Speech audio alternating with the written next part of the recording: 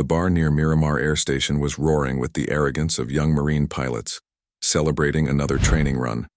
In a corner, ignored, sat an elderly man wearing a faded flight jacket. He was the butt of their jokes. Just another old-timer living in the past. The mockery escalated until the loudest pilot raised his glass, looking straight at the old man.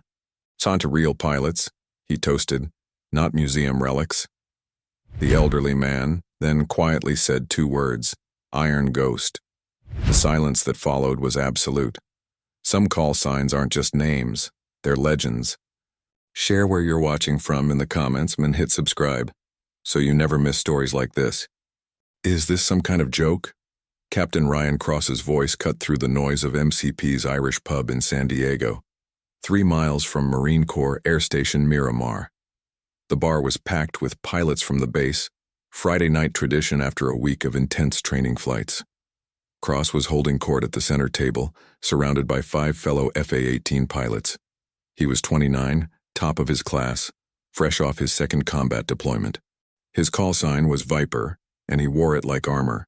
His squadron patch, VMFA 314, the Black Knights, was velcroed prominently on his flight suit. "I'm telling you," Cross said, gesturing with his beer, "modern air combat is nothing like the old days. Back then it was seat-of-the-pants flying. Now it's systems, sensors, beyond visual range kills. Half those Vietnam guys wouldn't last 10 seconds against current tactics." His wingman, Lieutenant Jake Torres, call sign Razor, laughed. "They probably couldn't even figure out the avionics.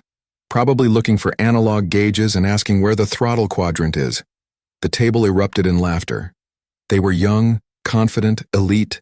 They'd trained at the Navy Fighter Weapons School, the actual Top Gun program relocated to Naval Air Station Fallon as Nevada. They were the best of the best, and they knew it. That's when Cross noticed the old man. He was sitting alone at the corner of the bar, nursing what looked like whiskey. Neat, maybe 78 years old, thin, with silver hair and a face carved by too much sun and too many years at altitude. He wore jeans and a faded brown leather flight jacket that looked like it had seen better decades. No patches, no squadron insignia, nothing that identified who he was or where he'd served.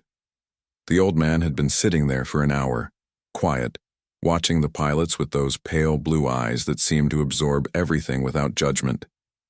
Cross felt a surge of irritation. "Hey, Razor, check out Grandpa over there. Bet he's got some great stories about propeller planes and bombing runs?" Torres turned, saw the old man, grinned. Probably flew cargo in Korea. Maybe dropped some supplies. Thinks he's a combat pilot now. The table laughed again, louder. A few other pilots from neighboring tables looked over, joined in the mockery. "Should we buy him a drink?" one of them suggested. "Ask him if he remembers what the sound barrier sounds like." Cross stood up, emboldened by beer and ego. He walked over to the old man's corner, his fellow pilots following like a pack. "Evening, sir," Cross said, his tone dripping with false respect. Couldn't help but notice the jacket. "You serve?" The old man looked up slowly. His eyes were the color of high-altitude sky, pale and clear, and they held something that made Cross's confidence waver for just a heartbeat. "Navy," the old man said quietly. His voice was rough, textured like gravel. "Navy? What did you fly? Helicopters? Transport?" The old man took a sip of his whiskey. "Fighters." Torres laughed. "Fighters. Okay. What? F-4 Phantoms? Crusaders? Back when you could barely break Mach 1 without the whole plane shaking apart?" "Among others," the old man said. Cross leaned against the bar, grinning. "You know what's funny? Guys from your era, you all think you were hot shit because you flew without computers. Like that made you better. But modern fighters would eat those old birds for breakfast. Hell, our radar can track 50 targets at once. Our missiles hit from 30 miles away. What did you have?" "Guns and prayers. Mostly guns," the old man admitted. "And skill." "Skill." Cross repeated the word like it was amusing. "Right. Well, skill doesn't mean much when you're outranged, outcensored, and flying a museum piece." The old man set down his glass carefully. "You think modern systems make you untouchable?" I think they make us better than you ever were, no offense. None taken. The old man's voice stayed quiet, but there was something in it now. Something harder. But you're making assumptions. What assumptions? That better equipment means better pilots. That technology replaces instinct. That knowing your systems means understanding the fight. The old man looked directly at Cross. You ever been in a real dogfight? Merge plot, guns range. Cross's jaw tightened. I've got 2 combat deployments, air-to-ground mostly, but I've trained air-to-air for 6 years. I know what I'm doing. Air-to-ground? The old man said it like it explained everything. So you've dropped bombs on targets that don't shoot back. That's not fighting. That's delivery. Torres stepped forward, his smile gone. Old man, you don't know what you're talking about. We train against the best aggressor squadrons in the world. We fly against pilots who've got thousands of hours. We know air combat. Do you? The old man stood up slowly, his movements stiff but deliberate.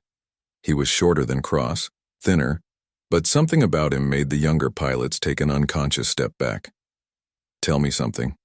When you're in a training fight, when you're pulling G's and trying to get position, what are you thinking about? Tactics, geometry, energy management, Cross said. Wrong. The old man's voice cut through the bar noise. You're thinking about winning the engagement, about getting the kill, about looking good in the debrief. You're thinking about now, not about the next fight, not about surviving, about winning. What's wrong with winning?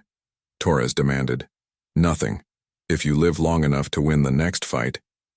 The old man picked up his glass, finished his whiskey. But if you're so focused on killing the guy in front of you that you don't see his wingman setting up on your 6, you're dead, and all your sensors and missiles don't matter because you forgot the first rule. What rule? Cross asked, his voice harder now. Survive first, win second. The bar had gotten quieter. Other pilots were listening now, the mockery fading into something else. Curiosity, unease. Cross crossed his arms. And I suppose you're going to tell us you know all about surviving. The old man reached into his jacket pocket and pulled out a worn challenge coin. He set it on the bar with a quiet click that somehow carried over all the noise. Cross picked it up. It was old, scratched, faded. On one side, a Navy fighter squadron emblem, VF-1, the Wolf Pack. On the other side, barely legible through years of wear, Iron Ghost, 1969 to 1992. Cross's hand started to shake. Voice Iron Ghost, he said slowly. Your call sign is Iron Ghost. Was, the old man corrected quietly. I'm retired. Torres grabbed the coin, stared at it. His face had gone pale. Iron Ghost. I've heard that name. Stories from the instructors at Fallon, about a pilot in Vietnam who flew missions that weren't supposed to exist, who vanished into enemy airspace and came back with kills nobody could verify, who flew so aggressively the enemy thought he was a ghost that couldn't be killed. Stories get exaggerated, the old man said. Are they true? Cross asked, his voice different now, respectful. Some of them. Which ones? The old man looked at him with those pale blue eyes. The ones about surviving when I shouldn't have. The ones about learning from every mistake because mistakes got your wingman killed. The ones about understanding that the best fight is the one you never have to take. The bar had gone completely silent now. Every pilot within earshot was staring. Cross felt the world shift beneath him. Iron Ghost. He'd heard the name whispered at Fallon during his training. A legendary naval aviator from Vietnam who'd flown with the first Top Gun classes, who'd racked up kills in conditions that should have been impossible, who'd mentored an entire generation of fighter pilots before disappearing from the records. Most people thought he was a myth, a composite of multiple pilots turned into one legend. But he was standing right here, real, flesh and blood. Prove it, Cross said, his voice hoarse. The old man looked at him for a long moment. And how? Tell us something. Something only Iron Ghost would know. The old man smiled slightly. It wasn't a happy smile. You want proof? Fine. Go back to your squadron ready room at Miramar. Look at the heritage display on the north wall. 3rd row, 7th photograph from the left. VF-1 Wolf Pack, 1972. I'm in that photo. Second from the right. Lieutenant James Caldwell. That was my real name before they started calling me Iron Ghost. Cross felt his breath catch. He knew that display. He'd walked past it 100 times. That photo's from 53 years ago, Torres said weakly. I don't expect you to believe me, the old man, James Caldwell said quietly. You asked for proof. There it is. Check it yourself. He picked up his challenge coin, put it back in his pocket. Or you can keep mocking me and go back to your table. Your choice. Cross looked at his fellow pilots, saw the doubt in their faces, the dawning realization that they might have just insulted a living legend. Sir, Cross said slowly, his tone completely changed. If you're Iron Ghost, then we owe you an apology. You don't owe me anything. I'm just an old man having a drink. No, Cross said. You're not. And we were disrespectful. We were wrong. The old man studied him. You know what your real problem is, Captain? What? You think experience doesn't matter anymore. That because you've got better planes and better systems, the old lessons don't apply. But fighting's not about the plane, it's about the pilot. And some lessons never change. Cross felt shame burn in his chest. Sir, would you be willing to teach us? To share what you know? James Caldwell looked at the young pilots gathered around him, saw their arrogance stripped away, replaced by genuine curiosity, maybe even respect. What's your squadron? He asked. VMFA 314. Black Knights, out of Miramar. You flying tomorrow? Training exercise. Air combat maneuvering against VFC-13 aggressor squadron out at Naval Air Station Fallon. Caldwell nodded slowly. I know VFC-13. They'll push you hard. He paused. Tell you what, I'll come watch your brief tomorrow morning at Miramar. And after one, if you're interested, I'll show you what I mean. The next morning, Cross arrived at the VMFA 314 ready room at 0630. The flight brief was scheduled for 700, and he wanted time to verify what the old man had said. He went straight to the heritage display on the north wall. Rows of photographs chronicling the history of Marine Corps aviation at Miramar. Third row, seventh from the left. VF-1 Wolfpack, 1972. Cross leaned in close, studying the faces. Young pilots in flight suits, standing in front of an F-4 Phantom, confident, immortal. The way all fighter pilots looked before they learned what war really meant. Second from the right. Cross's breath caught. The face was younger, the hair dark instead of silver, but the eyes were unmistakable. Those same pale blue eyes that had stared him down in the bar. The nameplate beneath read, L.T. James Caldwell. Holy shit, Torres said from behind him. He'd arrived early too, checking the same thing. It's him. Iron Ghost is real. The other pilots filtered in over the next 20 minutes, each one making the pilgrimage to the heritage display. By the time 0700 rolled around, the mood in the ready room had completely changed. The cocky confidence from the night before had evaporated, replaced by something else. Nervousness, anticipation. At 0705, the door opened. James Caldwell walked in wearing khakis and a polo shirt, moving with that same slight stiffness.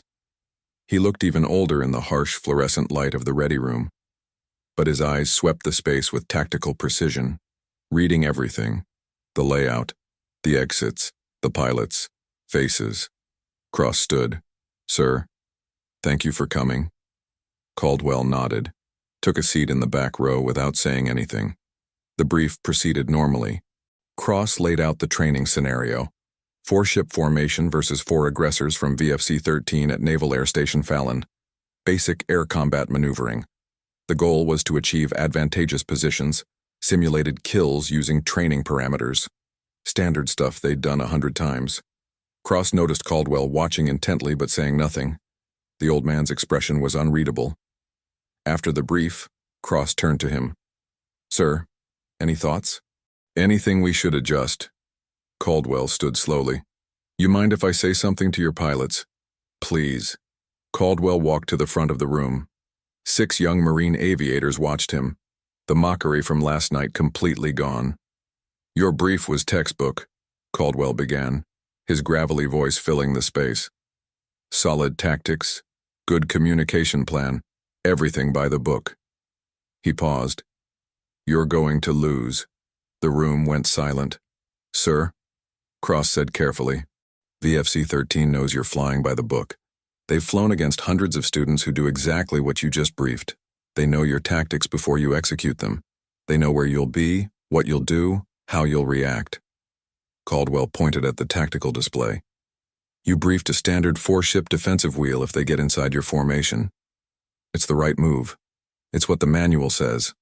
And it's exactly what they're expecting. Torres spoke up. So what should we do instead? Something they're not expecting. Something that violates their assumptions about how you'll fight. Like what? Cross asked. Caldwell walked to the whiteboard, picked up a marker. Tell me something. What's the one thing aggressor pilots assume about students? The pilots looked at each other. Cross answered. That we'll play it safe, follow procedures, not take risks. Exactly. Caldwell drew on the board. So you do the opposite. You take a risk so calculated, so aggressive, that they don't see it coming until it's too late. He sketched out a maneuver that made every pilot in the room lean forward. It was unorthodox, dangerous even in training, and violated half the standard procedures they'd been taught. Sir, that's... Torres struggled for words. That's insane. If we miss the timing by 2 seconds, we're vulnerable from 3 directions. Yes, Caldwell said simply. But if you hit the timing perfectly, you collapse their formation, separate their lead from his wingman, and create a 2 versus 1 advantage before they realize what happened. Cross studied the diagram. This is what you flew in Vietnam. This is what kept me alive in Vietnam. The enemy expected American pilots to fly conservatively, to rely on our technology advantage, to fight from range. So I did the opposite. I got close. I got aggressive. I made them react to me instead of executing their plan. But you had guns, one of the younger pilots said. We're simulating beyond visual range missiles. We're supposed to kill them before the merge. Caldwell looked at him. And what happens when your missiles don't guide? When the shot parameters aren't perfect? When the merge happens anyway because combat is chaos? His voice hardened. You fall back on fundamentals, on aggression, on being willing to take the fight to them instead of hoping your systems solve the problem. Cross felt something shift in his understanding. You're saying we rely too much on technology. I'm saying you use technology as a crutch instead of a tool. Your missiles are fantastic. Your radar is incredible. But when those systems fail, or when the enemy gets past them, what do you have left? Caldwell tapped his temple. This, your brain, your instincts, your willingness to do what needs to be done. Teach us, Cross said. Please. Show us how to fight your way. Caldwell looked at the 6 pilots. Saw the same hunger he'd seen in himself 50 years ago. The desire to be better. To understand the craft at a deeper level. You have 3 hours before you launch. That's not enough time to teach you everything, but I can teach you enough to survive today. And if you're serious about learning, we can do more after. For the next 2.5 hours, Caldwell transformed the ready room into a classroom that existed nowhere in official Navy training. He taught them to read the enemy's formation, not just tactically, but psychologically, understanding what the aggressor's setup revealed about his intentions.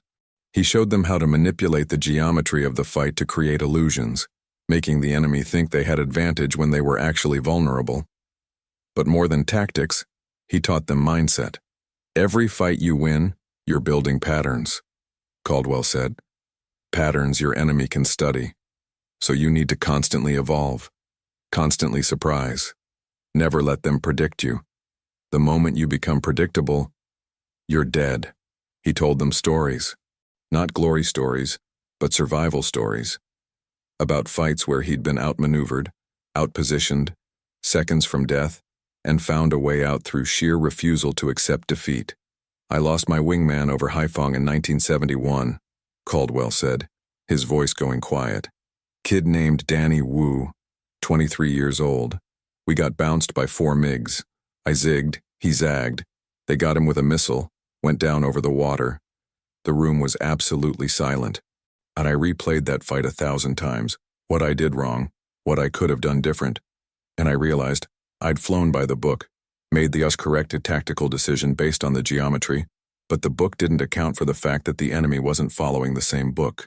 They were hunting us, and I was still thinking about proper procedure. Caldwell looked at Cross. Danny died because I wasn't aggressive enough. Because I tried to fight safe instead of fighting to win. I never made that mistake again, and I never lost another wingman. Cross felt the weight of those words. Sir, we'll make you proud today.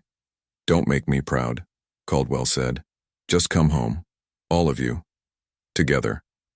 That's the only victory that matters.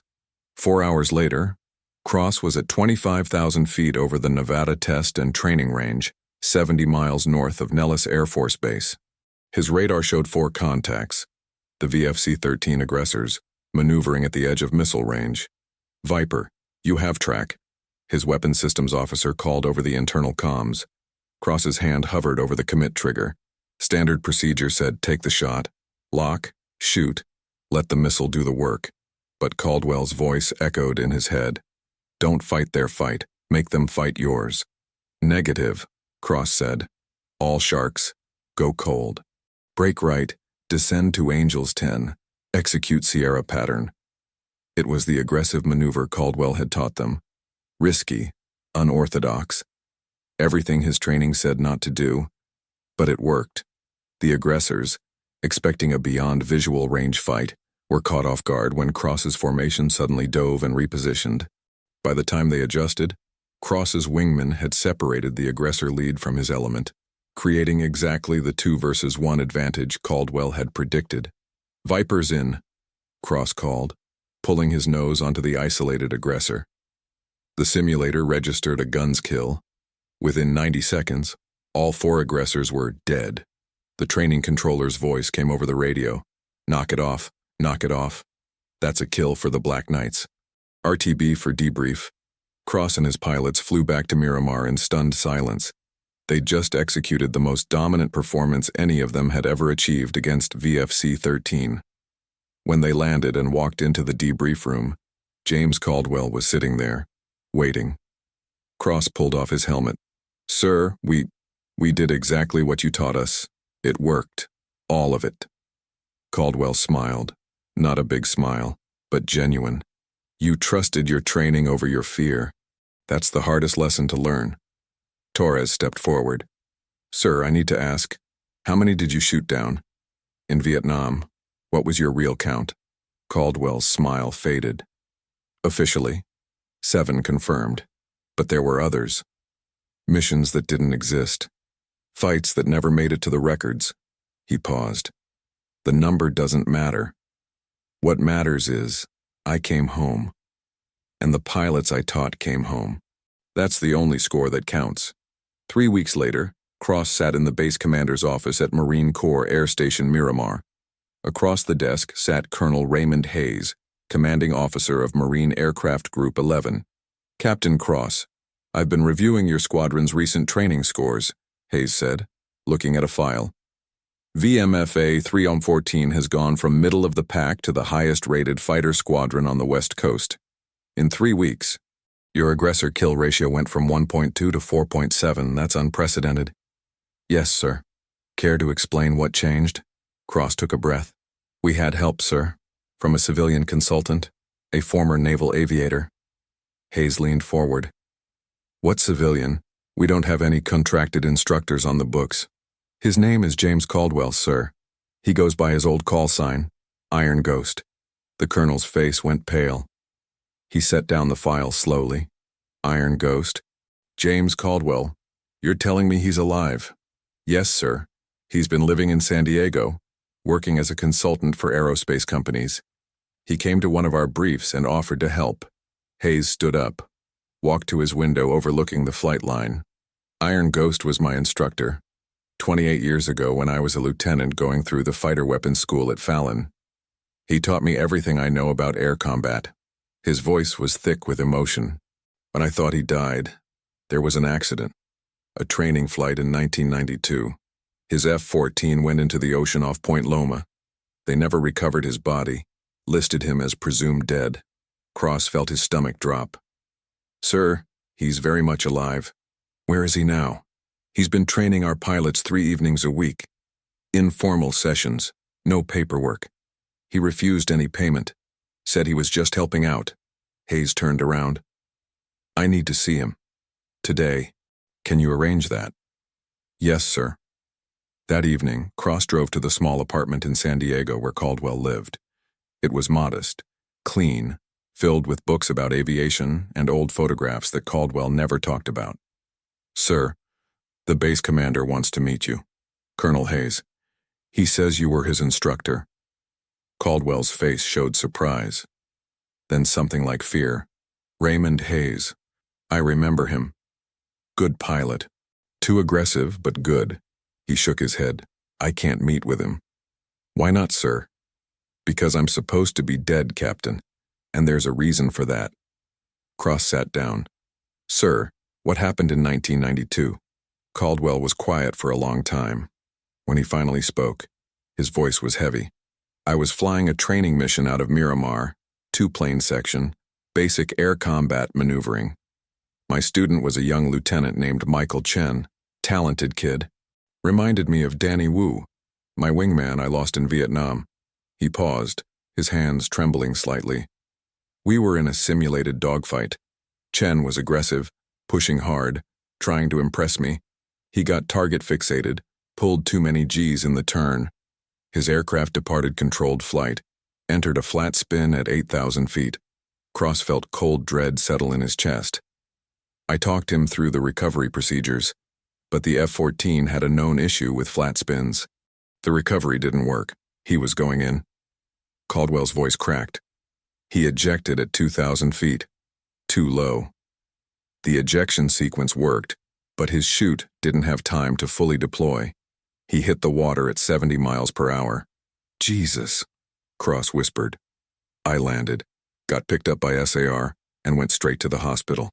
Chen died 3 hours later, never regained consciousness. He had a wife, 8-month-old daughter. Caldwell wiped his eyes roughly.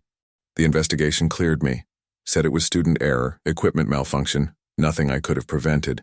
But I knew better. I'd pushed him. I'd encouraged the aggression that killed him. Sir, that wasn't your fault. It was my responsibility. I was the instructor. My job was to keep him safe while teaching him to fight. I failed. Caldwell stood, walked to the window. After the investigation, I couldn't fly anymore. Couldn't get in a cockpit without seeing Chen's aircraft spinning. Couldn't teach without wondering if I was creating another pilot who'd die because of something I taught him. So you faked your death? I planned to kill myself, Caldwell said bluntly. Flew a final training mission. Planned to fly into the ocean at high speed. Make it look like an accident. Save my family the shame of suicide. Cross stood up, his heart pounding. But when I got out there, over the water, I couldn't do it. Couldn't make myself push the stick forward, so I ejected instead, made it look like an accident. The Navy never found the aircraft, went down in 3,000 feet of water. They assumed I didn't survive the ejection, presumed dead after 3 days of searching. Where did you go? Lived on the streets in Los Angeles for 6 months, then got my life together. New identity, new career. Worked as an aerospace consultant under a different name. Stayed away from anything military. Caldwell turned to face Cross. Until you and your pilots reminded me why I became an instructor in the first place. To pass on what I'd learned, to keep the next generation alive. Sir, Colonel Hayes needs to know you're alive. The Marine Corps needs you, not as a dead legend, but as a living instructor. I can't. If they know I faked my death, I could face charges. Court-martial, prison. Cross pulled out his phone, made a call. Colonel Hayes. Yes, sir. I'm with him now. He's explaining what happened. He paused, listening. Yes, sir. I'll tell him. Cross hung up. Colonel Hayes says he doesn't care about 1992. He says the statute of limitations on any charges has long expired. He says the Marine Corps lost the best instructor they ever had, and if there's any chance to get you back, he'll move heaven and earth to make it happen. Caldwell stared at him. Why? Why would he do that? Because you saved his life, sir. He told me. 1996, over Iraq, his formation got bounced by enemy fighters. He used a maneuver you'd taught him. Aggressive, unorthodox, risky. It worked. He came home, and he spent his career teaching other pilots what you taught him. Cross stepped closer. You think Michael Chen's death means you failed as an instructor, but Colonel Hayes is alive because of you. I'm alive because of what you taught me. My entire squadron is flying better because you came back. That's your legacy, sir. Not one accident. Hundreds of pilots who survived because you taught them how. Caldwell sat down heavily, tears streaming down his weathered face. I don't deserve forgiveness. Maybe not. But you deserve a second chance. And so do all the pilots who need what you know. 6 months later, James Caldwell stood in front of 40 Marine Corps pilots at the Marine Aviation Weapons and Tactics Squadron 1 facility in Yuma, Arizona. He wore a civilian instructor's badge and a polo shirt with the MA TS-1 patch. He was the oldest instructor on staff by 20 years. But when he spoke, every pilot in the room listened like their lives depended on it. Because they did. Colonel Hayes had pulled strings, called in favors, and personally vouched for Caldwell's return. The Marine Corps officially recognized him as a civilian subject matter expert in air combat tactics. No questions asked about 1992. Just a quiet understanding that some legends deserved a second act. Caldwell taught for 3 years, training hundreds of pilots in the aggressive Bauer's unorthodox tactics that had kept him alive through Vietnam and beyond. He never hid Michael Chen's story. Instead, he used it as a teaching moment, about the weight of responsibility, about the cost of mistakes, about fighting through guilt to do the work that mattered. Captain Ryan Cross, now Major Cross, took over as the lead tactics instructor at MAWTS-1, directly mentored by Caldwell. Together, they rewrote portions of the Marine Corps Air Combat Manual, incorporating lessons that had been lost for decades. On a warm evening in May, Cross found Caldwell sitting alone on the flight line at Yuma, watching F-35s take off into the desert sunset. You okay, sir? Caldwell smiled. I'm old, Captain, not okay. He paused. But I'm at peace, finally. Because of the teaching? Because I stopped running. Stopped hiding from what happened. Started using it to make sure it doesn't happen to someone else. Caldwell stood slowly, his movements even stiffer now at 81. Michael Chen's daughter is a Navy pilot now. Did you know that? Cross's eyes widened. No, sir. She graduated from Annapolis 3 years ago. Flight school last year. She's flying Super Hornets out of Lemoore. Caldwell pulled out his wallet, showed Cross a photograph. A young woman in a flight suit, standing beside an FA-18 smiling. She reached out to me 6 months ago. Said her mother told her who I was. Said she wanted to meet the man her father trained with. What did you tell her? The truth. Everything. I thought she'd hate me, blame me for her father's death. Caldwell's voice broke. She thanked me. Said her father died doing what he loved, learning from the best. Said she became a pilot to honor his memory. And she asked if I'd come watch her graduate from flight school. Did you? I was in the front row. She got her wings, walked straight to me and saluted, called me sir, and said her father would be proud that I'm still teaching. Caldwell wiped his eyes. That's when I knew. Michael didn't die because I failed. He died because flying is dangerous and sometimes we lose people. But his legacy lives on through his daughter, through you. Through every pilot who learns to survive because someone taught them how. Cross saluted. Iron Ghost and sir, you brought us all home. Caldwell returned the salute. After 53 years, the old call sign didn't hurt anymore. It meant what it was always supposed to mean. A warrior who survived impossible odds and taught others to do the same. James Caldwell taught for 5 more years before age finally forced him to retire at 86. His funeral at Fort Rosecrans National Cemetery in San Diego was attended by over 400 pilots. Men and women whose lives had been shaped by the legend who came back from the dead to teach one more generation. Major Cross, now Lieutenant Colonel Cross, gave the eulogy. Iron Ghost didn't just teach us to fly. He taught us to fight, to survive, to come home. Every one of us standing here owes him a debt we can never repay, but we can honor it. By teaching the next generation, by passing forward what he gave us, by making sure his lessons never die.